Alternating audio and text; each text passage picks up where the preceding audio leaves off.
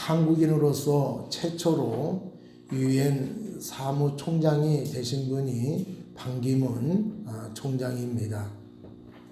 이분이 5년 임기를 마치고 투표를 하지 아니하고 만장일치로 연임되기도 했습니다. 이분의 장점이 친화력이라고 알려지고 있습니다. 친화력으로 사람들과의 관계를 잘 맺었습니다. 이분은 각국의 대통령과 또 지도자들과 협력을 이끌어내서 많은 일들을 처리했습니다. 이런 친화력은 어머니부터 배웠다고 합니다. 어머니가 이 반기문 총장에게 어릴 때부터 사람들과 싸우지 말고 사이좋게 지내야 된다라고 누누이 이야기를 했다고 합니다. 그래서 이분이 학교 다닐 때든지 또 사회생활 하든지 이제 사람들과 다투지 아니하고 이해하고 양보함으로 인하여서 사람들과 좋은 관계를 맺어 갔다고 합니다. 어떤 문제가 생길 때마다 이 반기문 총장이 이야기하면은 해결됐다고 합니다. 다른 사람이 가서 이야기해도 해결되지 않는 문제를 이분이 가서 이야기하면은 해결됐다라고 합니다. 왜냐하면은 평소에 사람들과 관계를 잘 맺었기 때문에 그런 줄로 믿습니다. 그런 친화 때문에 한국인 최초로 유엔 총장이 되어졌고 연임되어서 개인적으로 큰 영광을 누리게 되어졌고 더 나아가서는 이분으로 인하여서 한국의 위상이 높여진 줄로 믿습니다. 여러분, 신앙도 마찬가지입니다. 우리가 하나님과 평소에 관계를 잘 맺어 놓아야 됩니다. 그러면은 우리가 힘들고 어려울 때에 걱정할 필요가 없어요. 왜냐하면은 하나님께 나아가 기도하면은 하나님이 다 응답해 주시기 때문에 그렇습니다. 우리의 살아가면서 신앙이 언제 필요하게 됩니까? 힘들고 어려울 때에 신앙이 필요한 것입니다. 평소에는 믿음인지 또 믿음이 좋은지 알 수가 없습니다. 그런데 진짜 믿음은 고난에 처해 보면은 여실히 드러나는 것을 알 수가 있습니다. 평소에는 믿음이 좋지 않는 것처럼 여겨지지만은 힘들 때에 하나님께 나가서 간절하게 기도하고 의지해서 문제를 해결해 낸다라고 하면은 그 사람은 믿음의 사람이요. 특히 믿음이 큰 사람인 줄로 믿습니다. 오늘 본문에 보게 되어지면은 오병이어의 기적을 경험한 사람들이 예수님께 왕이 되어달라고 그렇게 부탁을 합니다. 그런 능력이라면은 로마의 압자에서 벗어날 수 있게 해주고 자신들을 풍요롭게 해줄 수 있다라고 생각을 했던 것 같습니다. 예수님은 이 분위기가 누그러지지 않고 더욱 거세게 되어지자 혹시 제자들이 이들에게 또 동조하지 않을까라고 하는 생각이 들어서 제자들을 재촉해서 바다 건너편으로 보냈습니다. 그리고 예수님은 한적한 산에 올라가서서 기도를 하셨지요. 기도하는 가운데에 제자들이 어려움에 처한 것을 직감하시고 바다 위를 걸어서 제자들에게 가셨습니다.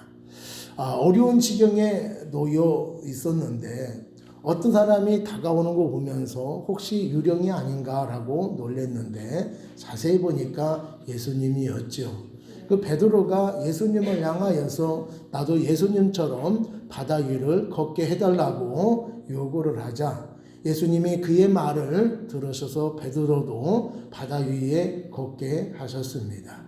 예수를 바라볼 때에는 물에 빠지지 않았는데 시선이 예수님에게서 바다를 향했을 때에 베드로가 점점 빠지게 되었습니다. 그래서 예수님을 향하여서 살려달라고 큰 소리를 외쳤을 때에 예수님이 손을 내밀어서 베드로의 손을 잡아 주셨습니다. 이러면서 예수님이 하시는 말씀이 믿음이 작은 자여 왜 두려워하였느냐라고 말씀을 하셨습니다. 우리들도 뜻하지 않게 어려움을 만날 수가 있습니다. 이런 어려운 가운데에서 믿음을 가지고 문제를 해결해서 큰 믿음을 가졌다라고 하는 것을 보여줄 수 있는 우리 모두가 되기를 바랍니다. 큰 믿음을 가진 사람들은 어떻게 합니까? 오늘 첫 번째로 하나님의 말씀에 전적으로 의지를 합니다. 예수님은 기도하는 도중에 제자들이 위험에 처해 있다라는 것을 직감하시고 그곳으로 가셨습니다. 제자들은 악천후에서도 살아보겠다라고 몸부림을 치고 있을 때에 누군가가 다가오는 것을 느꼈습니다. 유령인가라고 생각을 했는데 자세히 보니까 예수님이었습니다.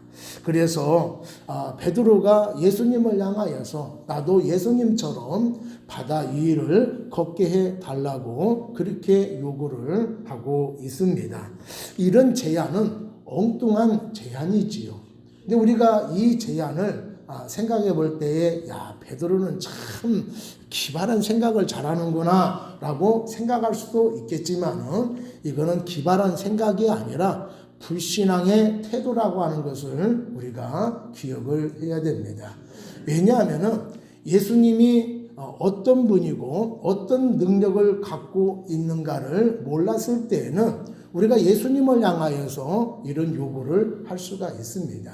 그런데 베드로는 이미 예수님이 어떤 분이고 어떤 능력을 갖고 있는지 너무나 잘 알고 있습니다. 그런데도 이런 요구를 했다라고 하는 것은 불신앙적인 태도라고 하는 것이죠.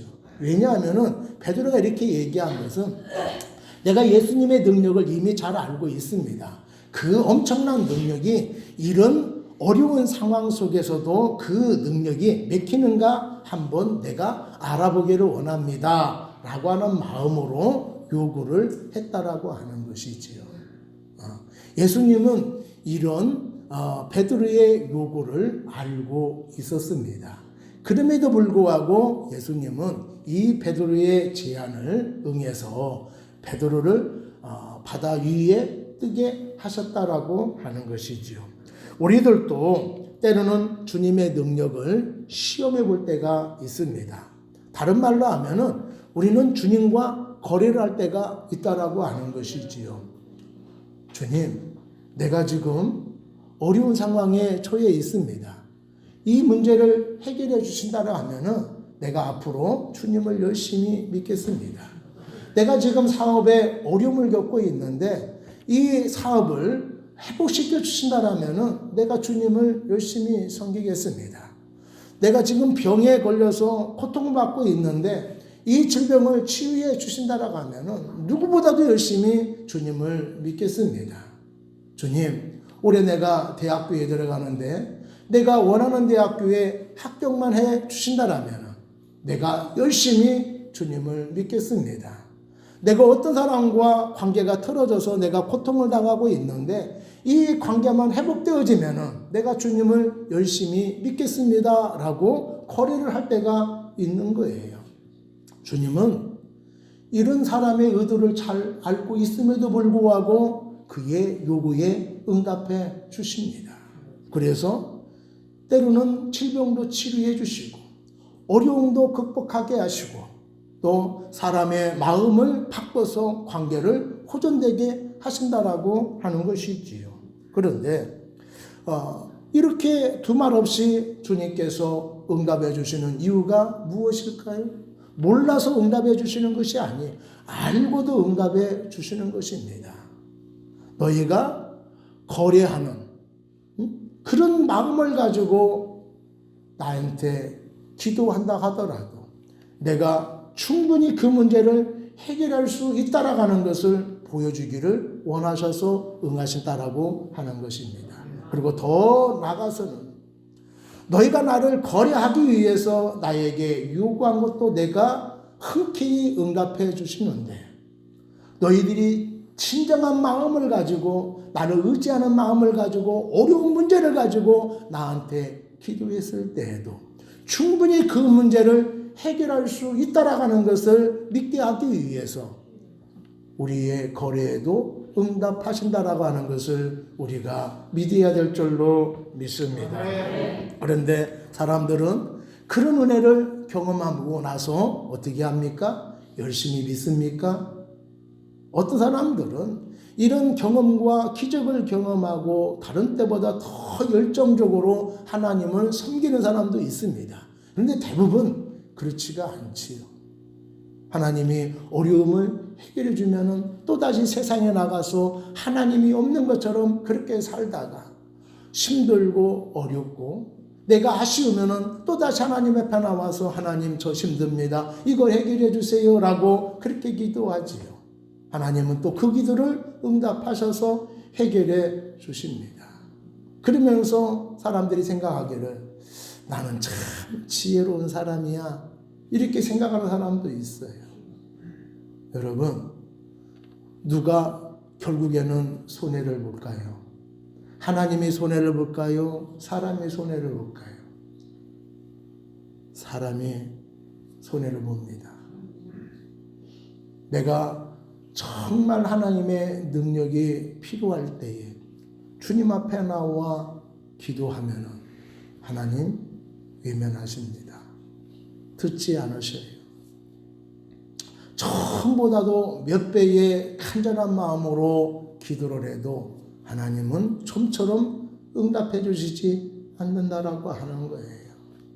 하나님 제발 이거 한 번만 응답해 주신다라면 내가 이번부터 정신 차려서 하나님을 열심히 섬기겠습니다라고 하는 마음을 가지고 그렇게 기도함에도 불구하고 하나님은 침묵하실 때도 있다라고 하는 거예요. 그리고 우리의 숨이 까딱까딱 넘어질 때에 그때 하나님은 우리를 건져 주신다라고 하는 거예요. 여러분, 우리가 하나님을 믿는다라고 한다라면, 우리가 거듭났다라고 한다라면 하나님을 시험하지 마시고 하나님을 전적으로 의지할 수 있는 우리 모두가 되기를 바랍니다. 예수님은 베드로의 시험에도 주님은 그 요구를 응답해 주셨습니다. 베드로에게 배 밖으로 나오라라고 말씀을 하셨지요. 베드로가 모험심이 강한 사람이라 하더라도 주님께서 나오라고 했을 때에 잠수불처럼 천동하고 물에 뛰어들지는 않았을 것입니다. 아마 두려운 마음을 가졌을 거예요. 예수님은 능력이 많으신 분이기 때문에 바다 위에 이렇게 떠 있을 수 있지만은 나같이 평범한 사람이 어떻게 바다 위에 뜰 수가 있겠어? 라고 하는 마음을 가질 수도 있겠고, 또 한편으로는 주님, 내가 그냥 한번 해본 소리인데 그걸 또 주님께서 진심으로 받아들여서 나보러 배 밖으로 나오라고 하면 내가 지금 어떻게 합니까? 라고 하는 두려운 마음도 있었을 것이다 하는 것이지요. 그런 두려운 마음을 가지고 조바심을 가지고 있을 때에 예수님께서 베드로에게 뭐라고 말씀하시냐면은, 그래 베드로야, 내 말을 믿고 한번 발을 내디뎌보라니까.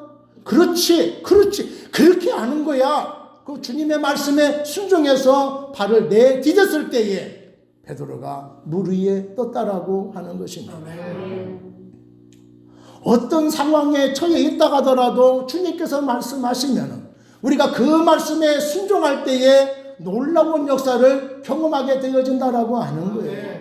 내가 많은 지식을 갖고 있다 하더라도 주님께서 나에게 말씀하셨을 때에 그 말씀에 순종하는 것이 믿음입니다.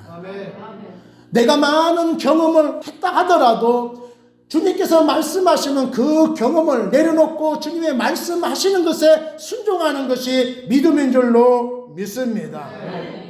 내가 존경하고 내가 신뢰하는 사람이 이렇게 이야기했는데 주님께서 말씀하셨을 때 이 사람과 정반대의 말을 한다 하더라도 그 주님의 말씀에 순종하는 것이 믿음이다라고 하는 것이지. 내가 어떤 상황에 처해 있는데 그 상황을 문제를 해결하기 위해서 하나님께 기도했는데 하나님의 응답오기를 하나님의 말씀하시기를 내 상황과 전혀 맞지 않는 말씀을 하신다 하더라도 그 말씀에 순종하는 것이 믿음이다라고 하는 것입니다. 어떻게 보면은 맹목적일지라도 무조건 말씀에 순종하는 것이 믿음이다라고 하는 것이지요. 무모할 정도로 믿음을 가지고 나갈 때에 그것에 폭발적인 역사가 일어날 줄로 믿습니다. 사랑하는 여러분, 여러분들이 지금 어떤 상황과 처지에 놓여 있습니까? 말씀으로 우주 만물을 창조하신 그 하나님을 믿는 여러분 되기를 바랍니다. 오병이어로 5,000명을 먹이고 12광주를 남기신 그 예수님을 믿는 여러분 되기를 바랍니다. 성남 파도를 잠잠하라 라고 말씀하셨을 때에 잔잔해지신 그 권위의 말씀에 순종해 나갈 수 있는 저와 여러분 되기를 바랍니다. 주님의 말씀에 전적으로 순종하는 믿음은 놀라운 역사를 일으킨다라고 하는 것을 우리가 가슴에 새겨야 될 줄로 믿습니다. 두 번째로 어떤 사람이 큰 믿음의 사람입니까?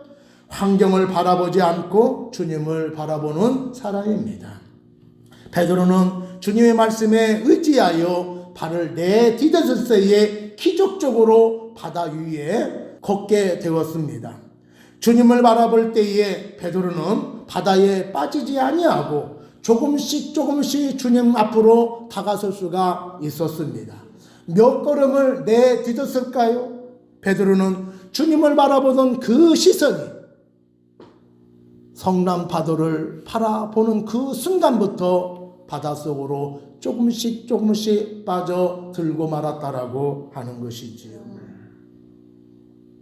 베드로는 이러다가 내가 물에 빠져 죽겠네, 내가 물귀신이 되겠네, 내가 큰한 말을 해가지고 내가 바다에 빠져 죽는구나 라고 그렇게 생각을 했을 거예요. 그래서 큰 소리로 주님을 향하여서 주님 살려주세요, 점점 바다 밑으로 빠져들어가고 있습니다, 이러다가 제가 죽겠습니다 라고 주님께 외쳤을 때에 주님께서 손을 내밀어서 베드로의 손을 잡아 주셨다라고 하는 것입니다. 그러면서 베드로를 향하여서 뭐라고 말씀하셨습니까? 믿음이 작은 자여 왜 의심하였느냐라고 말씀을 하셨어요. 여기서 믿음이 작은 자여 라고 하는 말씀은 왜 마음이 두 마음으로 갈라졌느냐라고 하는 말이에요. 나를 바라보지 아니하고 왜 상황을 바라봤느냐 이런 뜻입니다. 나를 전적으로 의지하지 아니하고 왜 상황에 빠져들었느냐 이런 말씀이에요. 예수님께 시선이 고정되었을 때에는 놀라운 역사를 경험했습니다. 바다에 빠지지 않는 놀라운 경험을 했어요. 예수님께 시선이 고정되었을 때에는 상황이 눈에 보이지 않았습니다. 상황이 변화됐기 때문에 예수님을 바라본 것이 아니에요. 여전히 파도는 넘실거리고 바람은 세차게 불어옵니다. 그런데 주님을 바라봤을 때에는 이 상황이 눈에 보이지 않았다라고 하는 것이죠.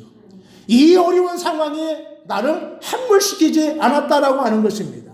그런데 주님을 바라보는 그 시선이 주님께 떨어지고 상황을 바라봤을 때에 이것이 나에게 엄청나게 부담으로 다가오게 되어졌다라고 하는 거예요.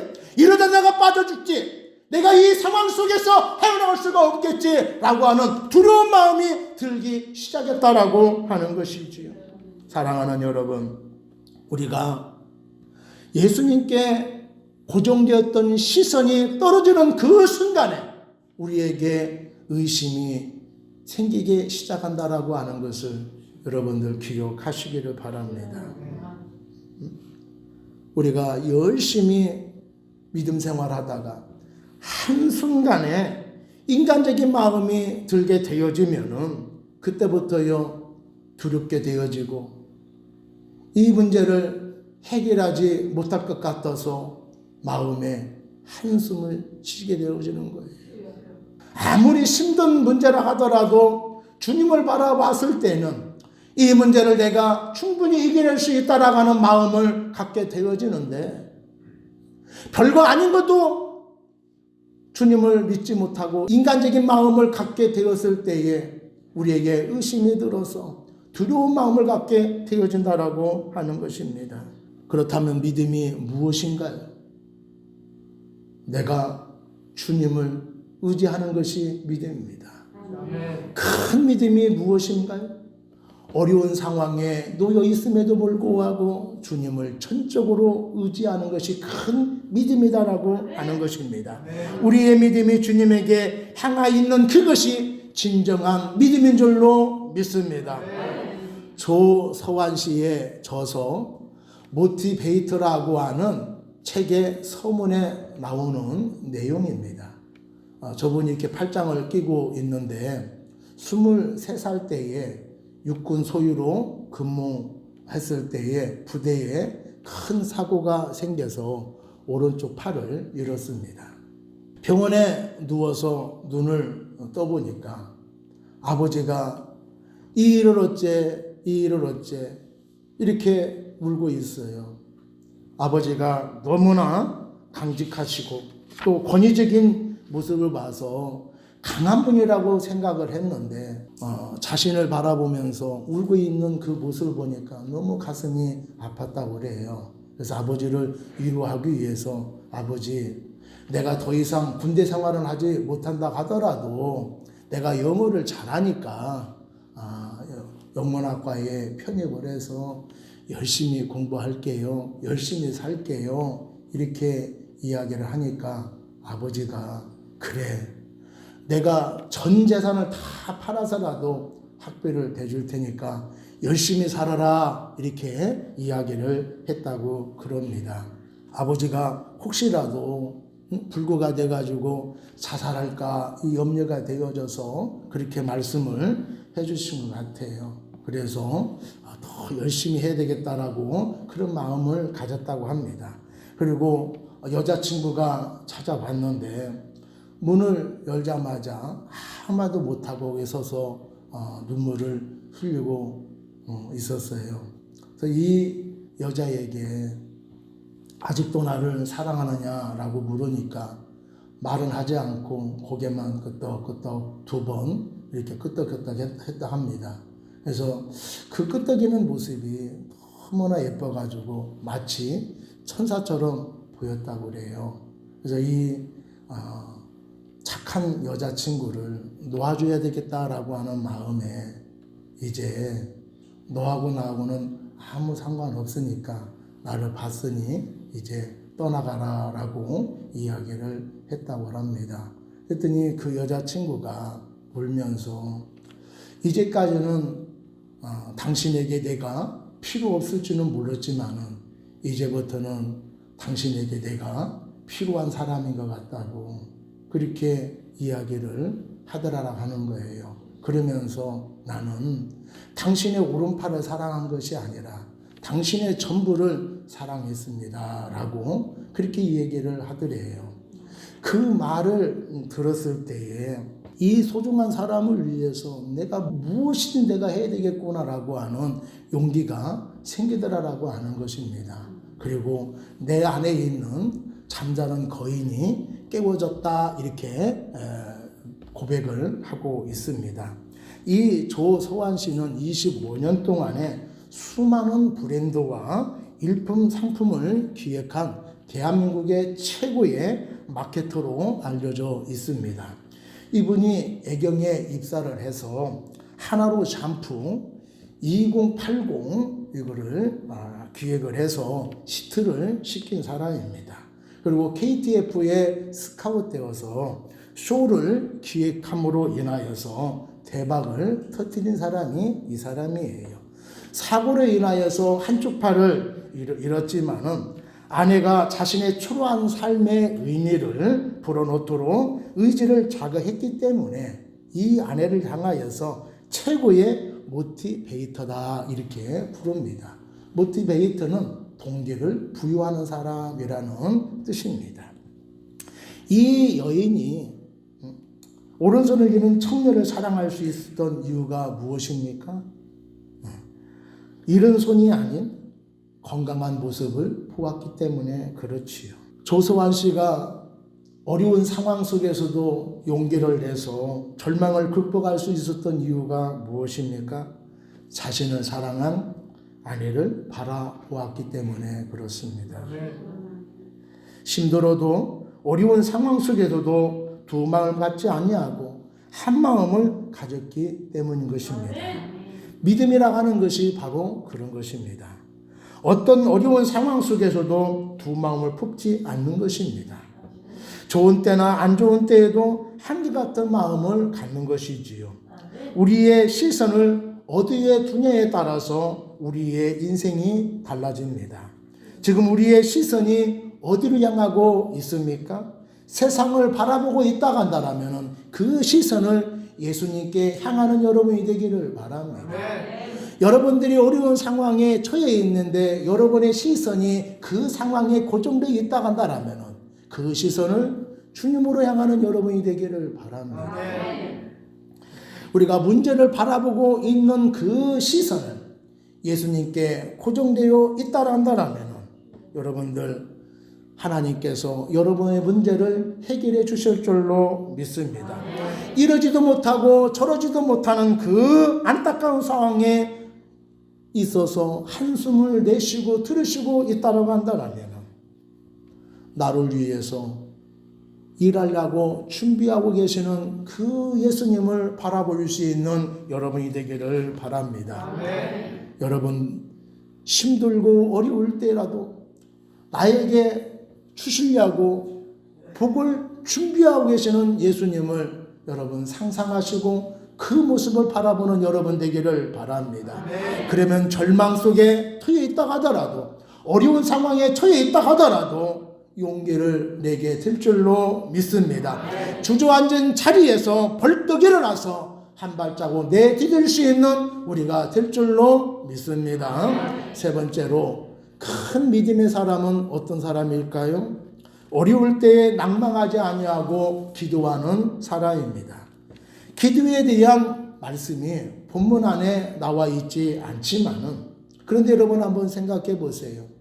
어려운 가정 속에 빠져 있다 간다라면은 당연히 기도해야 되는데 왜 제자들은 기도하지 않았을까요? 우리가 평탄할 때도 기도를 해야 되겠지만은 특히 어려운 상황에 놓여 있다 간다라면 더더욱 우리는 기도해야 될 줄로 믿습니다. 지금 제자들은 어려운 상황에 놓여 있습니다. 그런데 기도하지 않고 있다라고 하는 것이죠. 특히 오병이어의 놀라운 기적을 경험하고 그 감동적인 사건이 지금 이미 가슴속에 남아 있어요. 아직도 가슴속에 남아 있습니다. 그런데도 왜 제자들은 어려운 상황에 놓여 있는데 기도하지 않았느냐라고 하는 거예요. 그거는 이런 문제는 우리가 충분히 해결할 수 있다라고 생각을 했기 때문에 기도하지 않았다라고 하는 것이죠. 예수님의 제자들은 어부입니다. 베드로, 요한, 야고보, 안드레 모두 어부 출신이죠. 어릴 때부터 갈릴리에서 태어나서 자라서 이 바다를 잘 알고 있습니다.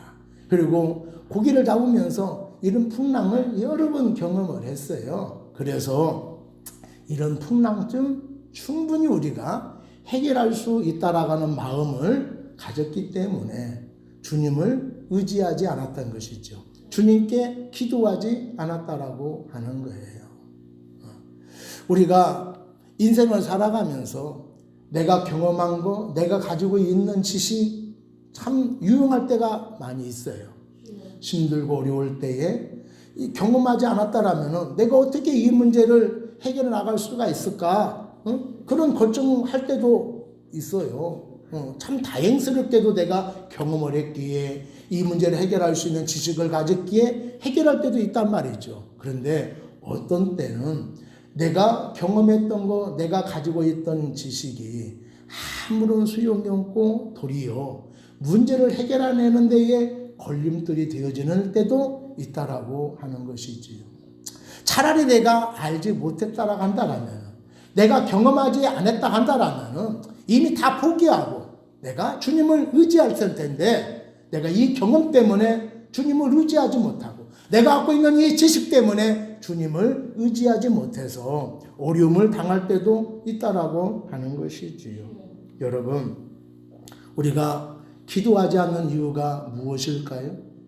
먼저는 예수님을 의지하지 않고도 내 힘으로 충분히 해결할 수 있다라고 하는 마음을 가질 때에 우리는 기도하지 않는다라고 하는 것입니다. 자신이 해결할 수 있다라고 생각했는데 막상 해보니까 안 되는 거예요. 안 되면 어떻게 합니까? 사람이 위축되지요. 상심이 되어집니다. 그러면은 더 기도하지 않게 되어진다라고 하는 것이지요. 다른 하나는 기도해봤자 소용이 없다라는 불신앙 때문에 그렇습니다. 내가 예전에 힘들 때 기도해보니까 기도가 응답이 안 되더라 라고 하는 그런 마음이 들어서 기도하지 않게 되어지는 것이죠. 우리 부모님, 믿음이 좋은 친구도 어려운 문제를 만나서 기도했는데 문제가 해결되지 않더라 이런 걸 보면서 기도해봐도 소용이 없네 라는 생각이 들어서 기도하지 않게 되어진다라고 하는 것이지요. 그런데 여러분, 왜 기도해도 응답이 없을까요? 하나님은 나의 기도를 안 들어주시는 하나님이라 기도의 응답이 없을까요? 하나님은 나를 싫어하셔서 기도의 응답을 안 해주실까요? 내 목소리가 마음에 들지 않아가지고 응답해 주지 않을까요? 내 기도가 두서가 없어서 하나님 응답해 주시지 않을까요? 하나님은 차별하지 않는 하나님이십니다. 하나님은 외모로 사람을 판단하는 것이 아니라 중심을 보신다라고 하는 것을 우리가 기억을 해야 돼요. 그렇다면은 우리가 하나님을 얼마나 신뢰하느냐, 이걸 하나님이 보신다라고 하는 거예요. 얼마나 간절한 마음을 가지고 기도하느냐, 이걸 보신다라고 하는 것입니다. 우리가 기도할 때 형식적으로 기도하면 응답이 없습니다. 정욕으로 구해도 응답이 없습니다. 중언부언만 하면은요 응답이 없어요. 그러나 우리가 마음을 다해서 기도하면은 응답이 있을 줄로 믿습니다.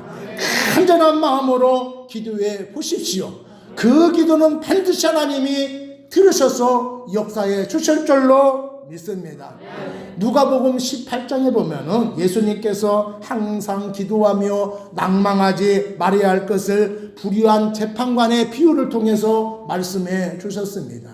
어떤 여인이 억울한 일을 당했어요. 그런데 자신을 도와주는 사람이 아무도 없습니다. 누구 의지할 사람도 없어요. 그런데 가난한 사람들을 무시하고 돈만 알고 있는 불의한 재판관이 기억이 났습니다. 그 사람을 찾아가서 자신의 억울함을 이야기하고 도와달라고 애원을 합니다.